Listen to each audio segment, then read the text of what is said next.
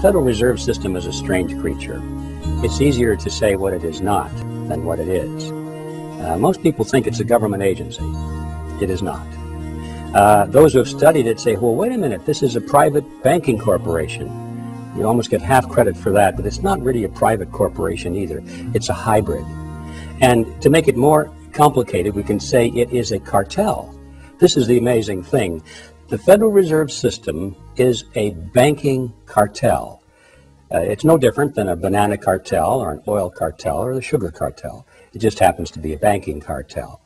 It's a group of very large and powerful private banking interests who've gotten together in a cartel arrangement, and they brought the federal government into it as a partner in order to use the force of law to enforce the cartel agreement.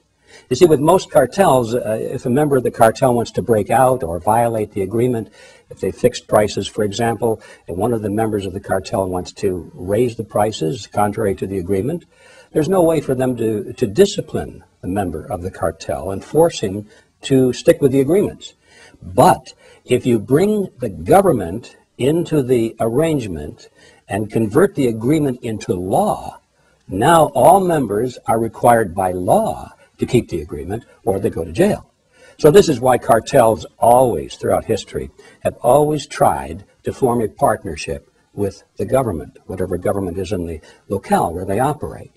And so we come to the amazing conclusion that the Federal Reserve System is basically a cartel, a banking cartel, that has gone into partnership with the federal government of the United States so that the federal laws can be used to enforce the cartel agreement.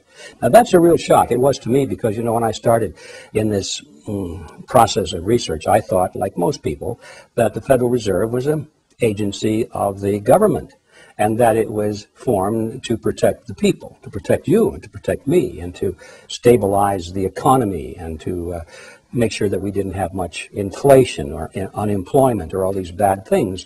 And you know, when the chairman of the Federal Reserve comes before Congress or before the television cameras and he's asked to explain why they raised the interest rates this month or why they lowered them or whatever they did, the chairman always says, well, we did it for you folks. We did it in order to cool down the economy or to stimulate the economy or to create more jobs or whatever. It's always expressed in terms of, we did it for you folks. It wouldn't go too well if they said, well, we really did it because it helped the banks. People would say, what did he say? You know, but you can imagine the head of the banana cartel saying, well, why did you raise the price of bananas this month? Well, we did it for you folks to make sure that that there would be enough stimulus in the economy that we would always have bananas, you see. Anyway, back to the question. What is the Federal Reserve System? It is a cartel, and it's a hybrid organization. There are very few like it in existence. It seems to have some of the characteristics of a government agency because the government is involved, and it seems to have some characteristics of a private corporation because it's actually owned by private banks. But it's neither of the two. It's a hybrid.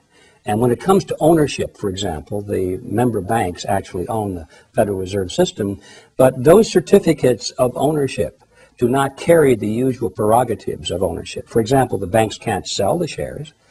If you can't sell something, you don't really own it.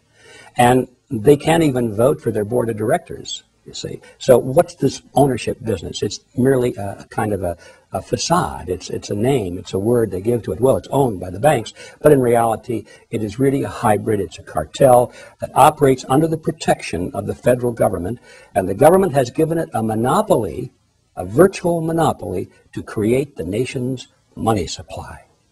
Now, I have no doubt that the members of the Federal Reserve System, the banking cartel, want to see the economy as strong as possible. They don't want to kill the goose that laid the golden egg. But you can be sure that when there's a conflict between the advantage of the cartel or the purposes of the nation at large, there has to be no choice. They always go for the purpose of the cartel because that is who they are. That is who employs them. That's where their money comes from. That's the reason for being. Now, the purpose of the Federal Reserve System really is to protect the large member banks from competition and to preserve their profit margins. And as we've seen in late, when some of the banks get into trouble, the purpose of the Federal Reserve System comes to the fore, which is to pass on the losses of the banks to the taxpayers. They do this through Congress, generally. Remember, Congress is a partner with the Federal Reserve System, and they go to Congress and they say, well, the banks are in trouble. Now, we don't want the banks to fold because that would be bad for the economy, right? That would be bad for you folks. And so, since it's for you folks that we're doing this, the congressmen kick in the extra money to bail out the banks, to guarantee the loans, to guarantee the interest payments from the countries that are going bankrupt and can't make their interest payments to the bank and so forth, whether it's Mexico or China or Russia or some country in Africa or Asia. They cannot pay, so they come to Congress. Congress says, we'll pay for them.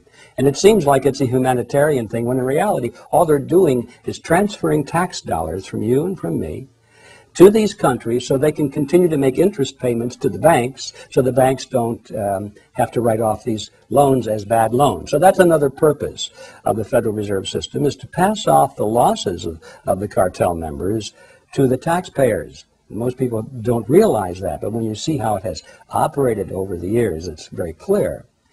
The purpose of the Federal Reserve System is to promote the best interests of the banking members of the cartel. So what we have here is a banking cartel which has gone into partnership with the federal government, and they've used this cozy relationship so that the government has given the banks the power to create the nation's money supply. The banks now, these private banks, have the monopoly over the nation's money supply. And that's not too shabby a deal.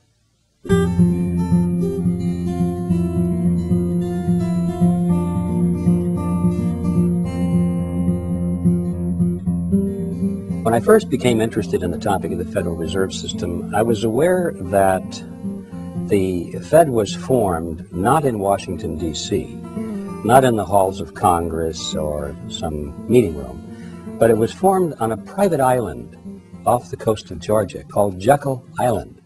That's the reason I called my book The Creature from Jekyll Island, because here it was a strange thing that something as important as the Federal Reserve System was created on a private island off the coast of Georgia. That aroused my curiosity. I didn't think too much about it until I got into the details of the history, and what I found was absolutely amazing. First of all, this island in those days was privately owned.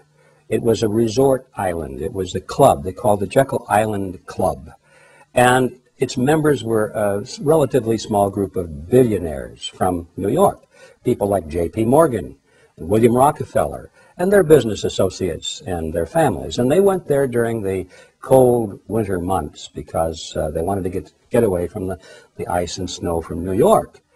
And so Jekyll Island in those days was a private resort, and they had a beautiful clubhouse there. In fact, it's still standing for anybody who wants to go there and visit it. The island has been preserved in many of these cottages, which they called them in those days, which were the summer resort homes of the very wealthy, are still there, and you can visit them, and it's quite an example of the elegance and opulence of the turn of the century.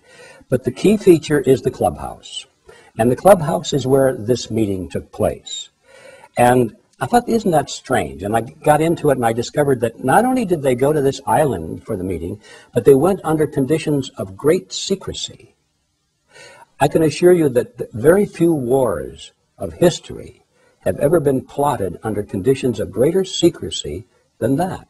For example, when they went to the island, they all traveled aboard the private railroad car of Senator Nelson Aldrich.